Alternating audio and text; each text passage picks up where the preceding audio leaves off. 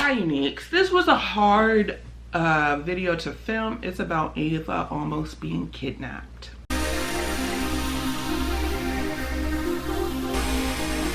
So I say she was almost kidnapped because that was my fear at the time. And it's really hard to tell this story because I feel like it was the biggest autism mommy fail of my life. And it took me a long time to process it. And the only reason I'm like telling the story is because I guess it could happen to anybody. And I was watching another video and something, you know, the child ran away and eloped, and they were, you know, they didn't know what happened to her until they found her. But what happened was, at our doctor's office, Ava's doctor's office, her pediatrician has a parking lot, a free parking lot in front of the house. I mean, in front of the building. The one where we go for specialist appointments, like all the specialists she has to see, it's in a parking deck. You know, it's like it has a parking deck, and you used to could pay inside the building. After you validate, you could pay the cashier right there. But then they got these little kiosks, so you got to pay with the credit card or cash with the kiosk, and then validate. You know, pass it to the parking attendant when you leave. So we're leaving an appointment, right? And at this point, Ava was not the sit down and wait type of child. She was the all over the place or whatever. I didn't have her in a stroller. This was last year, so she was 3. She's a big 4, so she was kind of big for the stroller situation, but I probably should have had one. And I had her sitting down next to the kiosk, right? While I was trying to pay my $6 to get out of there.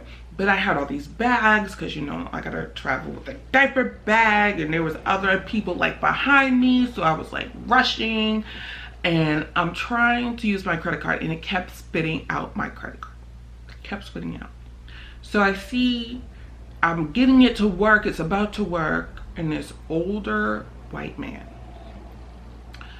opened the door because the doors were locked.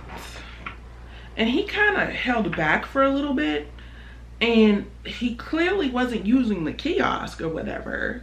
And he opened the door, and Ava's all over the place at this point. And Ava walked out the door.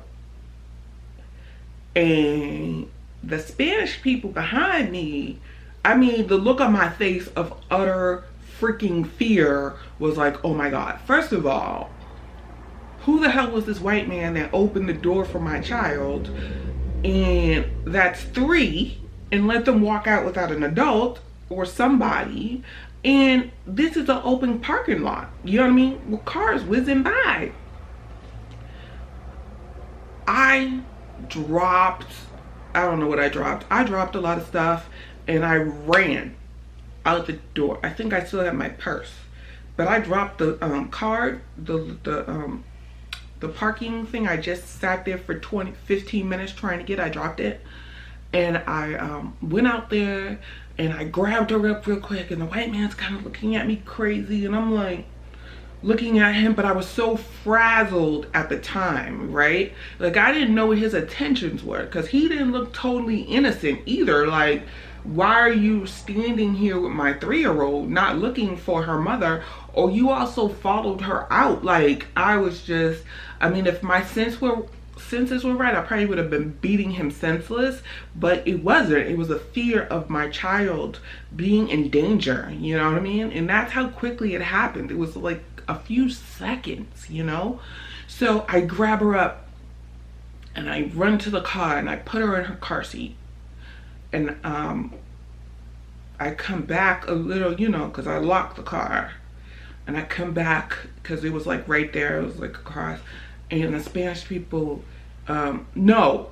Before I went there, I grabbed her up and I went back looking for the parking thing real quick. And the Spanish people, Hispanic, Latino, I don't know, handed me my parking thing because they saw what happened, right? You know, thank God for nice people.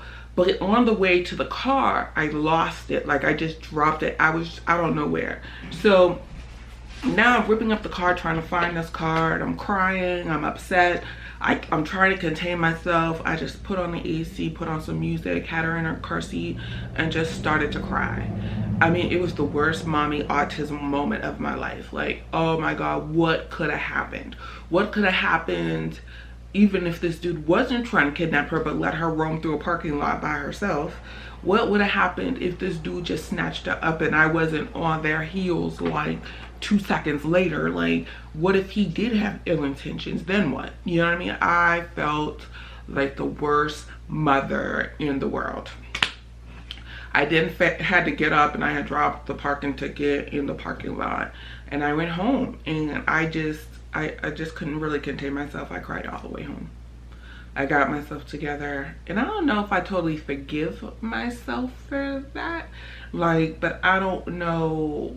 We have been in that parking deck again and she'll sit there now. Like she, you know, with ABA therapy, she can sit there and wait, you know, and not be going out the door. And when I say stop or come here, she does, you know.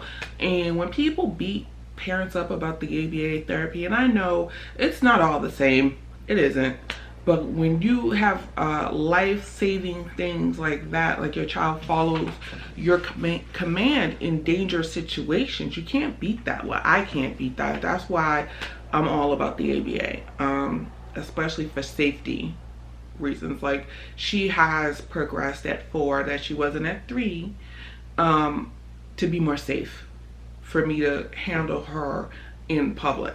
For now, she doesn't go so far without looking for my hand. That was not always the case, you know. You live, you learn, you grow.